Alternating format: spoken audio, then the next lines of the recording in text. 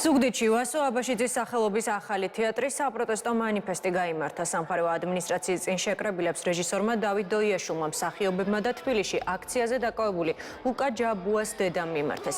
მანიფესტის მონაწილეებმა საპროტესტო აქციებზე დაკავებული ადამიანების სცენიდან გაამხნევეს. აქციაზე გაშლილი ჰქონდათ საქართველოსა და ევროკავშირის დროშები. გამოტანილი იყო ბანერი თავისუფლება რეჟიმის ტყვეებს.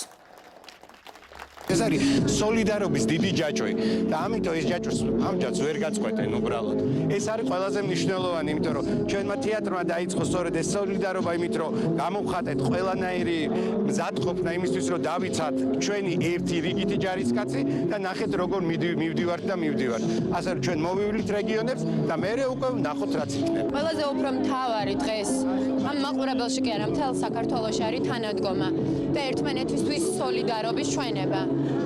რაც უფრო მეტად დავდივართ სხვადასხვა რეგიონში, უფრო და უფრო მეტად ხედავთ, რომ ჩვენ ყველას თბილისშიც და ბათუმშიც და ზუგდიდშიც და ქუთაისშიც ყველგან მთელ საქართველოში ერთად დგომა გვჭირდება. ესეთი იყო ლუკას წერილი, რომელიც გამოაგზავნა ერთ-ერთი ესე წერა, რომ ყველა ადამიანს სათითაოდ, ვინც ქუჩაში დგას, ჩვენს გამო ერთად გავიმარჯვებთ და არ შევშინდებით ყოჩაღად ვართო ამბობს. თვითონ ესე ამბობს და ყველას მხნეობას უსურვებ, ჩვენ ერთად აუცილებლად გავიმარჯვებთ.